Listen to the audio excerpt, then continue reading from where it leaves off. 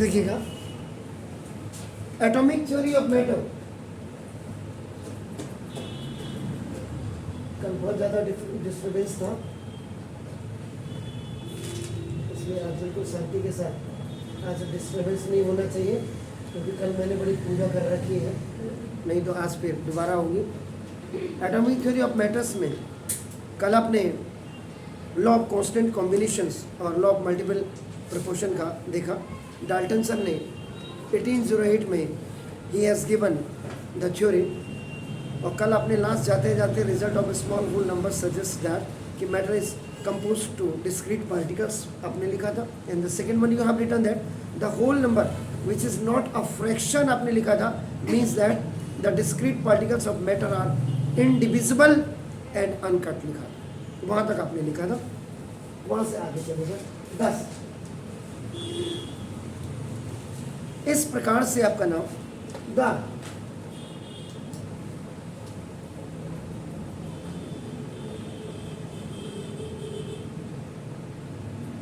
Atomic theory of matter है आपका, देखो नाम has its origin from a Greek word. ये ग्रीक वर्ड से आपका नाम जो है ओरिजिन फॉर्म इसकी ग्रीक वर्ड से हुई है। एटॉमिक थ्योरी ऑफ मैटर की आपका नाम देखो, this is called the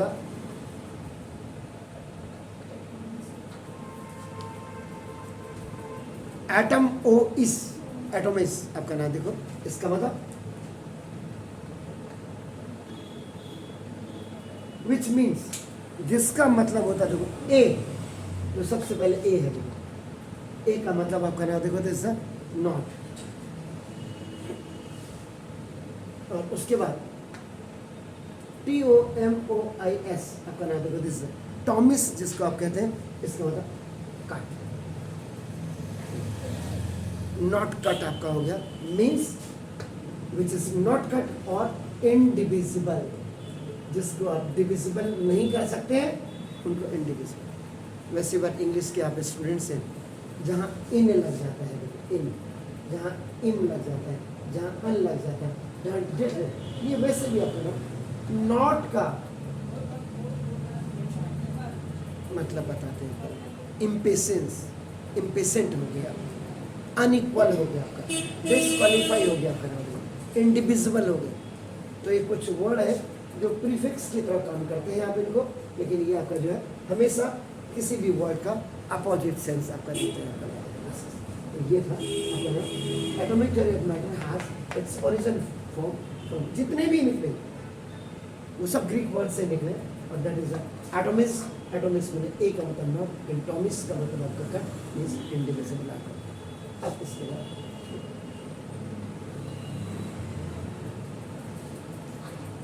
main postulates of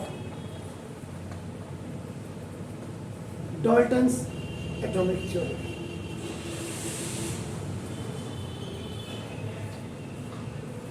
Main postulates, तो means main features of Dalton atomic theory के क्या थे आपका नाम देखो, this is the main features of Dalton's atomic theory.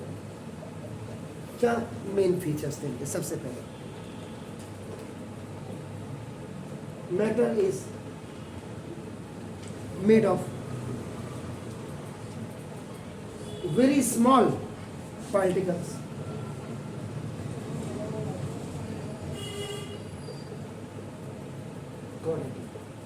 कि कोई भी मैटर आपका ना, कोई भी पदार्थ छोटे छोटे पार्टिकल से मिलकर के आपका बना होता है, जिनको आप एटम कहते हैं पदार्थ। तो सेकेंड वन,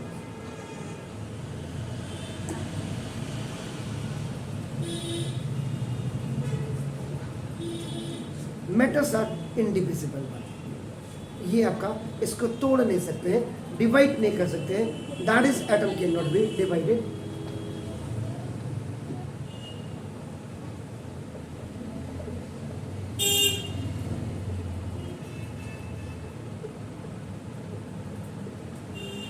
इनको आपका into mole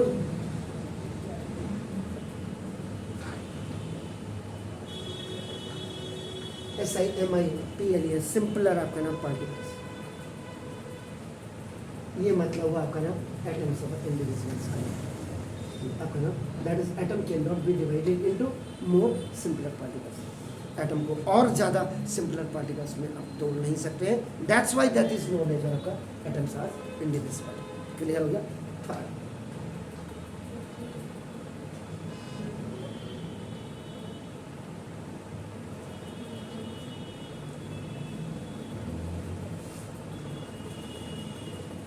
atoms are the ultimate particles that cannot be created, destroyed or interconverted। इसलिए अल्टीमेट पार्टिकल्स अपने आप में यूनिक है, जिसको कि आप ना क्रिएट कर सकते हैं, ना डिस्ट्रॉय कर सकते हैं, ना इंटर कन्वर्टेड आप इसमें कर सकते हैं। Fourth, all the atoms of given elements are identical. जितने भी एलिमेंट्स हुए किसी भी एलिमेंट्स के अपना वो हमेशा सेम होंगे, आइडेंटिकल होंगे इन एवरी एस्पेक्ट्स।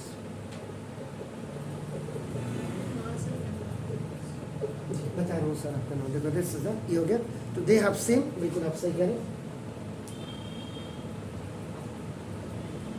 इसलिए उनकी आपके एक होगा सेम मास होगी, आपने जो बिल्कुल सही बोला, साइज होगा, एंड बिल्कुल आपने सही कि सेम आपका नाम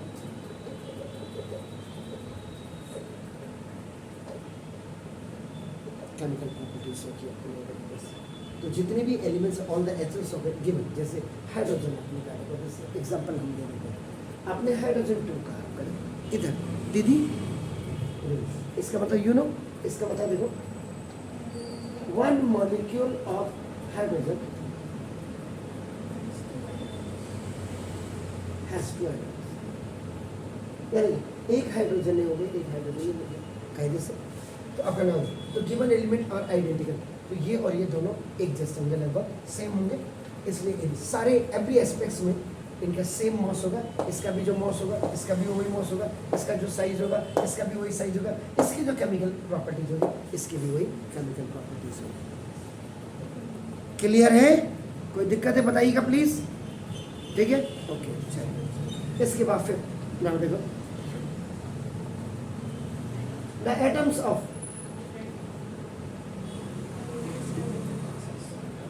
different elements have different mass, definitely आपका नाम देख सकते, different size and different जी इसमें और इसमें अंदर, the atom of different element, ये आपका given atom of given element, ये आइडेंटिकल है, ये आपका देखो डिफरेंट एलिमेंट्स आपका have different mosses, different size and different chemical properties, different. जैसे आपने कह दिया हाइड्रोजन, ये हाइड्रोजन है, ऑक्सीजन है, दोनों आपके डिफरेंट एलिमेंट्स हैं। जब दोनों डिफरेंट एलिमेंट होंगे तो दोनों का आपका साइज क्या होगा, डिफरेंट होगा। दोनों के आपके क्या होंगे, प्रॉपर्टीज आपकी क्या होंगे, डिफरेंट होंगे। दोनों का क्या होगा, डिफरेंट मॉस होगा। अगर मॉस की आप बात करते हैं, मॉस एटॉमिक मॉस की बात, इसका 1 है। जब इसके एटॉमिक मास की बात करेंगे, इसका देखो अपना एटॉमिक मास इसका कितना है, 16 होता है। इसका पता करो। अब साइज की आप बात करते हैं, इसका पता, इसके पास आपका एक ही सेल होगा, इसके पास आपके देखो ना, अब आपका 2 सेल होंगे। क्यों? इसका जब आप एटॉमिक नंबर देखते हैं, सेल आपका हमेशा आपका जो है एटॉमिक नंबर कितना, 8। तो पहले सेल में आपका 2 होंगे और दूसरे सेल में आपका नंबर 1 2 3 4 5 6 तो अपने आप ही डिफरेंट साइज होगी। तो दोनों जब डिफरेंट है तो इसका मतलब दोनों की केमिकल प्रॉपर्टीज आपकी क्या होगी, डिफरेंट है। Is it clear please? Fifth आपका हो गया था 6 में, एटम्स अप टू और मोर एलिमेंट्स आपका combine to form a new substance called compound. जैसे आप हाइड्रोजन, ये देखिए जब ऑक्सीजन के साथ आपका मिलता है तो वाटर बना देता है। This is the compound. ये आपका क्या हाइड्रोजन एलिमेंट, और ये दूसरा आपका एलिमेंट हो गया, आपका नाम है। आप कार्बन डाइऑक्साइड के साथ करने देगा, आप कार्बन मोनोऑक्साइड, ये सब आपके क्या कंपाउंड है जो दो या दो से अधिक एलिमेंट से मिलकर के आपने कह दिया NH4Cl अमोनियम क्लोराइड, आपने कह दिया sodium Na2CO3 sodium carbonate. It is just the combination of the sodium carbon oxygen, ये नाइट्रोजन हाइड्रोजन क्लोरीन। तो ये सारे देखिए, तो जो दो या दो से अधिक एलिमेंट जब आपका कंबाइंड होते हैं एक नया सब्सटेंस बनाते हैं। This all are the new substances. इसकी प्रॉपर्टी इन दोनों से आपका डिफरेंट होगी, याद रखिएगा आपका नाम। तो आपका तो कौन आपका कंपाउंड, इनको आपका कंपाउंड कहा जाता है। सेवंथ आपका नाम है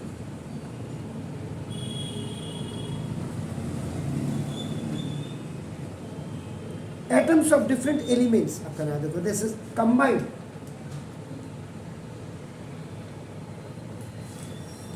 in the ratio of a small whole number आपका नाम to from the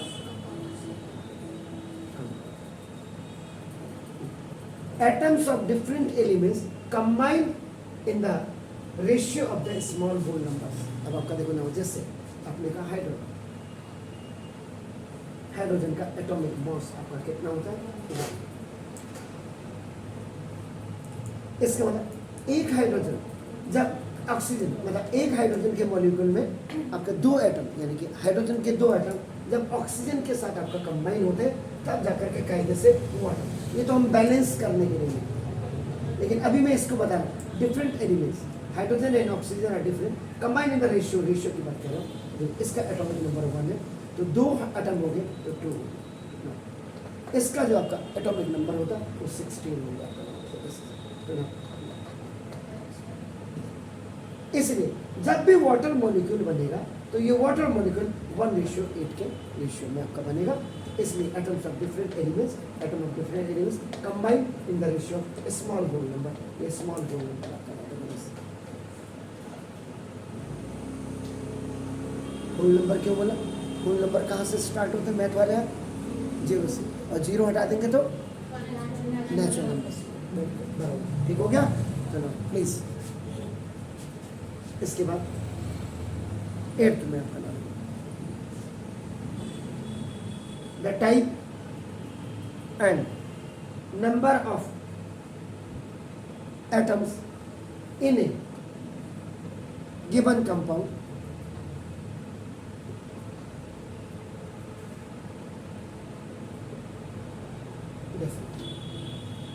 type and number of atoms किसी भी कंपाउंड में अगर आप देखेंगे तो ये आपका डेफिनेट होगा कंपाउंड। यहीं पे इसकी बात कर लीजिए, कार्बन डाइऑक्साइड द टाइप, इसकी अलग टाइप है, इसकी अलग टाइप है। नंबर ऑफ एटम, इसमें कार्बन का, अब आप यहाँ से इसको इज गिवन इज आर्टिफिशियल। तो देखो आपका नाम जैसे कार्बन जब ऑक्सीजन के साथ रिएक्ट करेगा तो कार्बन डाइऑक्साइड गैस होगा। यहाँ पे number of atom of carbon जब देखेंगे 1, number of atom of oxygen देखेंगे 2। ये जो लेफ्ट में आप देख रहे हैं this is called the reactant, और ये आपका ये केमिकल रिएक्शंस को दिखा रहा है। और ये आपका देखो ये न्यू सब्सटेंस में जिसको आप प्रोडक्ट कहते हैं, और यही प्रोडक्ट आपका नाम, दिस प्रोडक्ट इज आपका नाम कंपाउंड। ये आपका देखो कंपाउंड है, इसमें भी देखो number of atom of carbon, ये आपकी 1 है, नंबर ऑफ एटम ऑफ आपका ऑक्सीजन, द टाइप। ये दोनों अलग अलग टाइप है। इनमें जो नंबर ऑफ एटम्स है किसी भी गिवन कंपाउंड्स में, गिवन कंपाउंड्स में आपका ना देखो या डेफिनेट ये डेफिनेट होगा। क्लियर हो गया? फाइन, समझ रहे हैं? क्लियर? अब देखिए 9th में आपका ना देखो, एटम्स ऑफ 2 और more than 2 elements can combine in different ratio. ये कल भी आपको बताया था मैंने, आपका देखो टू फॉर्म, 2 है, to form different compounds.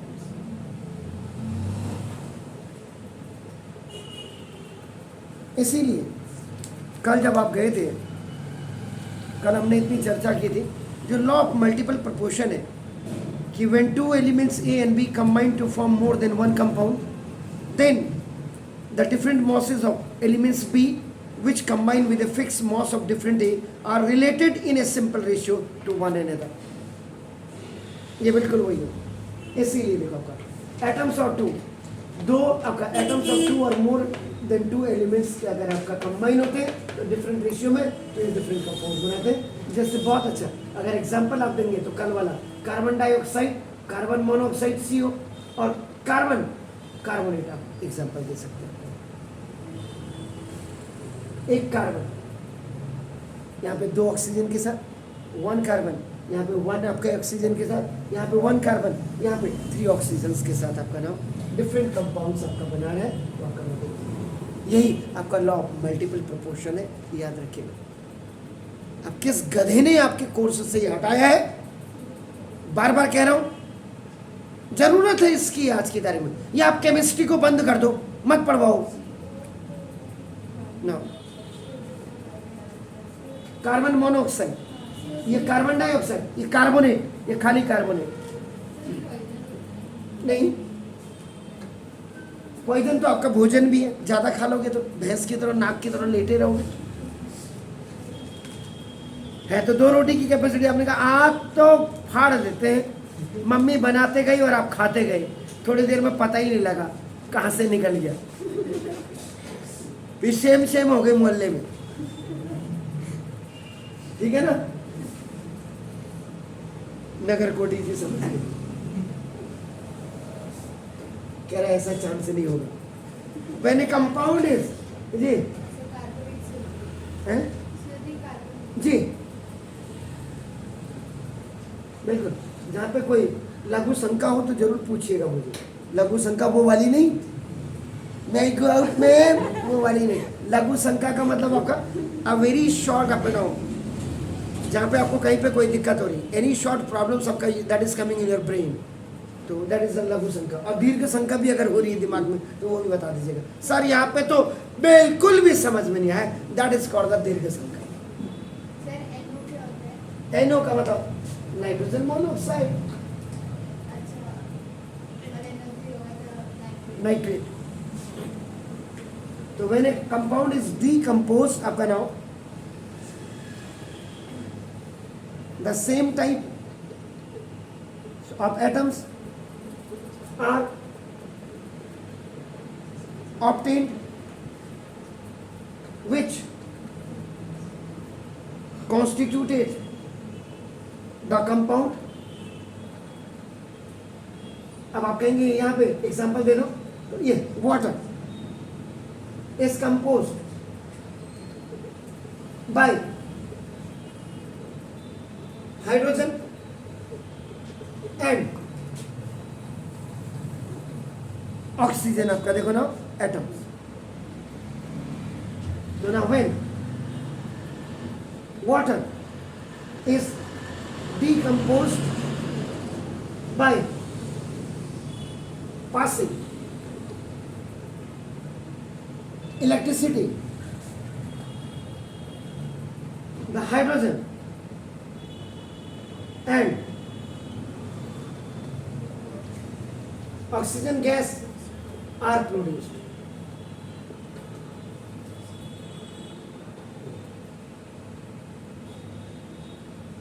When a compound is decomposed, अब आपका देखो ये देखिए, कंपोज मने to link, to connect, to joint. Compose और डी बने, डी लग गया, फिर वही ये देखो,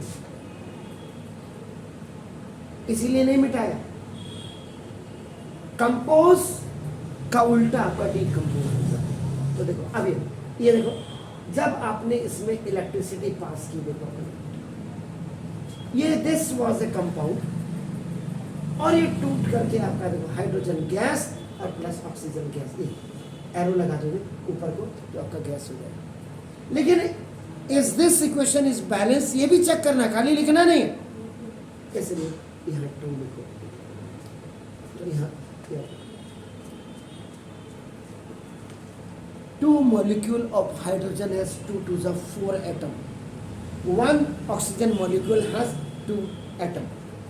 2 molecule of water has 4 atom of hydrogen and 2 atom of oxygen. ये 2 दोनों को आपका हाइड्रोजन और ऑक्सीजन दोनों के लिए कंबाइन कॉमन होगा, याद रखिएगा। भालो the hydrogen and oxygen gas are produce. Clear? कोई दिक्कत है बताइए? तो ये आपके पॉस्टुलेट्स या मेन फीचर्स थे आपका नाम।